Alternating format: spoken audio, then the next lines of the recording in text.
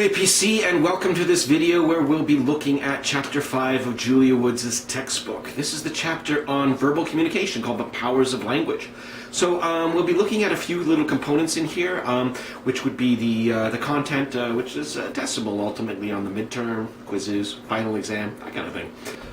First, we'll be looking at something called the layers of language. After that, we'll be having a look at the symbolic nature of language and the functions of symbols. And then we'll have a look at the principles of verbal communication. And finally, we'll wrap our head around what a speech community is. So without further ado, let's get into the topics here. Right, so the first one, layers of language, is already a little bit odd here. When these components of language are discussed, they're normally described by linguists as being rules, but I suppose later on Julia T. Woods describes the language as being rule-based, so perhaps she's made this distinction in order to avoid confusion in her reader. But yeah, the layers of language, normally called the rules of language, include the following. So phonetics are the actual sounds that words make. Tomato, tomato would be a good example of phonetic differences. Tomato, tomato, that difference shows us that in North America we have a tendency to use the diphthong sound A when we talk about tomatoes, whereas over in the UK they decide to use a softer type of sound. So that would be a phonetic difference. Morphology is how sounds combine to make words. That's not entirely accurate. It's how words are created or formed from other components. So for instance, when we look at the word morphology itself, we see the root word that is in there is morph. The word morph is Greek for form. And then ology, ology, the suffix that follows it, has in its heart there the word logos, or knowledge, or the study of. So morphology, the morphology of morphology tells us that morphology means the study of the form of words, which is what it means. Syntax. So syntax is about grammar. So it's how words get strung together in sentences so that they can make sense in the way that we want them to.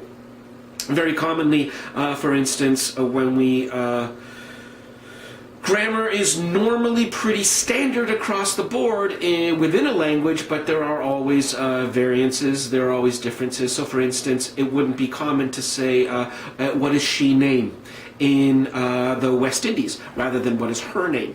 These would be syntactical differences. Semantics.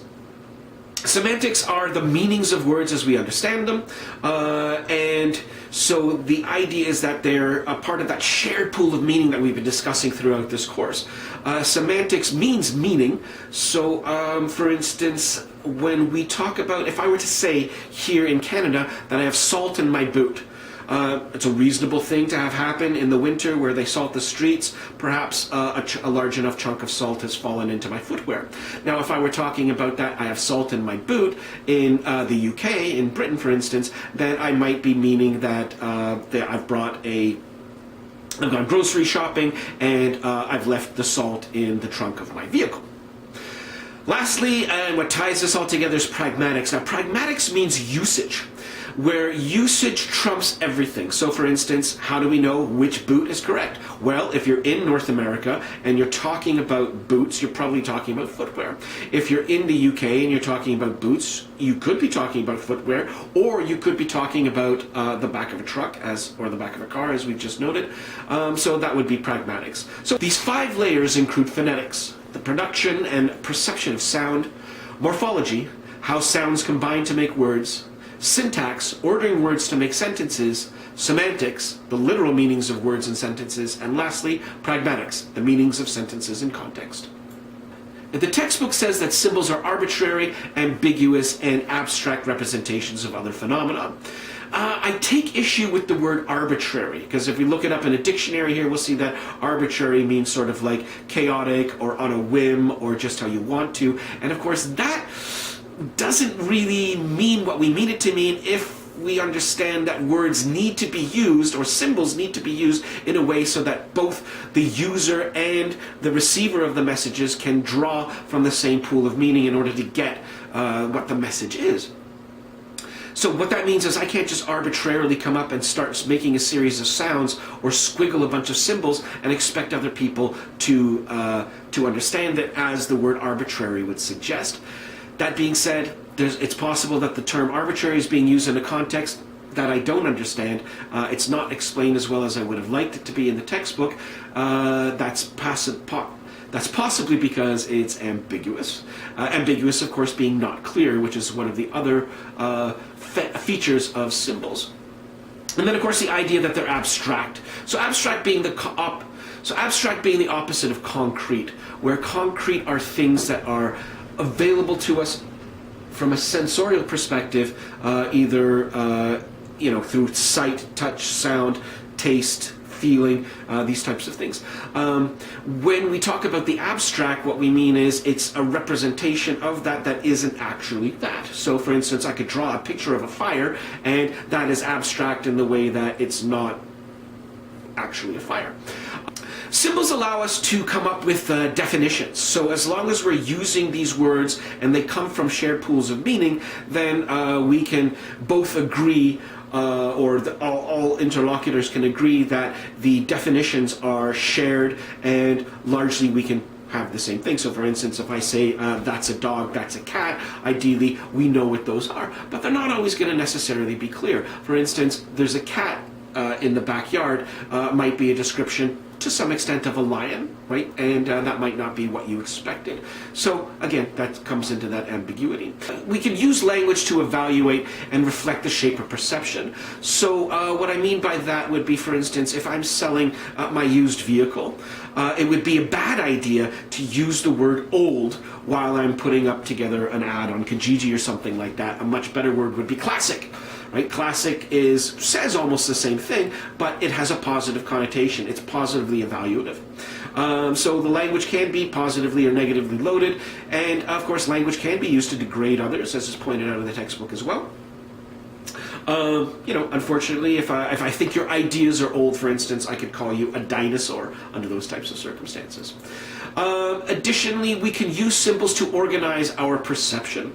So language allows abstract thought. So what that means is the idea that through the course of language, we can think about things that are not necessarily immediately available within our sensorial perception. And with that, we can also come up with stereotypes. So along the way, when I say, again, when we organize that idea of a cat or a dog, they're all going to have particular characteristics that they all share, that hopefully we all have these ideas that we can talk about. These are stereotypes. Now, of course, these become negative when they're used to compromise the identity of an individual into the identity of a group that person might hold, where the group identities are unfairly unattributed and the individuals don't necessarily fit into those groups. So what we're looking at is those cases where the symbolic attempt to organize our perception largely fails us. Symbols allow for hypothetical thought. So what we can think about beyond the immediate concrete situation, similar to the abstract that we talked about a second ago. We live in 3 dimensions of time. So within the 3 dimensions of time, we're looking at, of course, the past, the present, and the future. While we're thinking about the past, the present, and the future, we have then the capacity to be able to figure out how to do things better, right? In the past, this has happened. Currently, I'm unhappy, so in the future, I will try to be able to do things differently. This allows us to be able to come up with strategies to make our lives better and to foster personal growth. Symbols allow for self-reflection. So if I perhaps went to somebody and said something that wasn't perhaps very positively received, I could try to be able to reflect on that and figure out along the way, well, what was it?